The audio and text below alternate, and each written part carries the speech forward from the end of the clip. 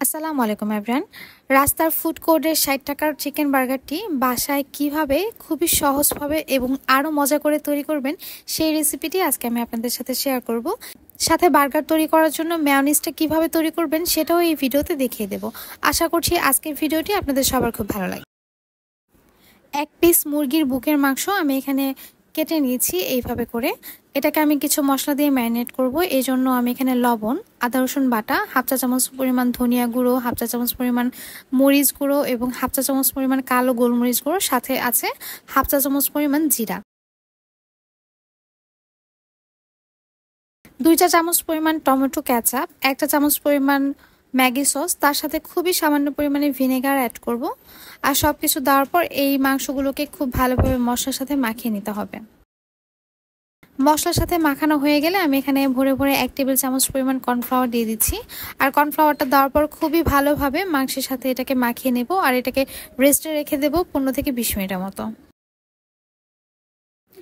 Burger তৈরির main ingredients হচ্ছে mayonnaise. মেয়োনিজটা যদি ভালোভাবে তৈরি করতে না পারেন বার্গারটা কিন্তু ভালো হবে না। আমি এখানে ৩টা ডিম পোস্ট করে নিচ্ছি মেয়োনিজ তৈরি করার জন্য। আপনারা চাইলে সেদ্ধ ডিম অথবা কাঁচা ডিম দিয়েও কিন্তু এই মেয়োনিজটা তৈরি করে নিতে পারেন। ডিমগুলো পোস্ট হয়ে গেলে একটা বাটিতে তুলে রেখে এটাকে ঠান্ডা করে নেব এবং ডিমটা যখন ঠান্ডা হয়ে যাবে তখন একটা ব্লেন্ডারের জারে আমি ডিমগুলো নিয়ে নিচ্ছি।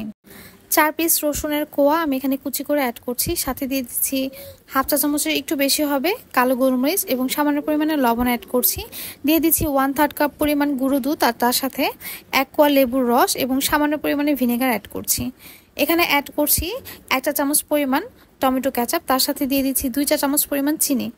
পরে আমি আরও ১ চা চামচ পরিমাণ টমেটো কেচাপ এখানে অ্যাড করেছি, সামান্য পরিমাণে চিলি ফ্লেক্স এবং আমি এখানে তেল ব্যবহার করেছি ২ টেবিল চামচ পরিমাণ হবে।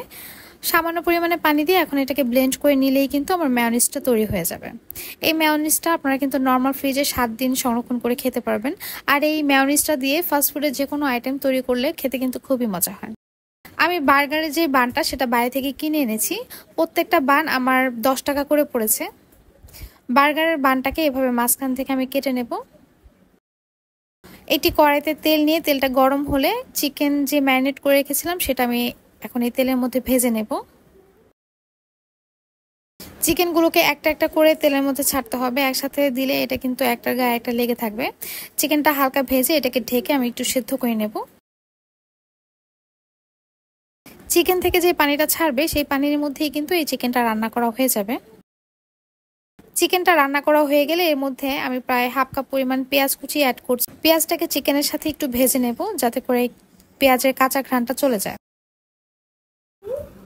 চিকেনটা ভাজা হয়ে গেলে এটাকে একটা সাইডে করে রেখে এখন অন্য সাইডে আমি যে বার্গার তৈরি করার বানগুলো কেটে রেখেছিলাম সেটা এক পাশ এভাবে ভেজে নেব।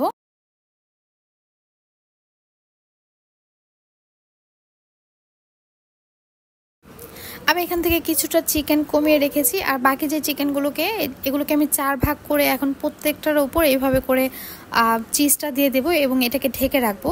আর চুলার আঁচটা কিন্তু একদম লোয়ে থাকবে, এর মধ্যে চিজটাও কিন্তু গলে যাবে। এখন বার্গারটা অ্যাসেম্বল করার পালা। প্রথমেই আমি বার্গার বানের উপর মেয়োনিজ দিয়ে দিচ্ছি আর তার উপর সামান্য পরিমাণে টমেটো কেচাপ দিয়ে এটাকে মিশিয়ে নেব। আমি ২টা বানের ওপরেই কিন্তু এইভাবে মেয়োনিজ আর টমেটো কেচাপ দিয়ে মিশিয়ে নেব, এতে করে এটা খেতে বেশি মজা হবে। আমি এখানে লেটুস পাতা দিয়ে দিচ্ছি, তবে আপনাদের কাছে লেটুস পাতা না থাকলে না দিলেও চলবে। মাংসটাকে আমি চিজ দিয়ে সেট করে রেখেছিলাম সেই চিকেনটাকে লেটুস পাতার উপর দিয়ে দিচ্ছি আর তার উপর টমেটো দেওয়ার পর আরেকটা বান দিয়ে এটাকে এভাবে অ্যাডজাস্ট করে নিচ্ছি।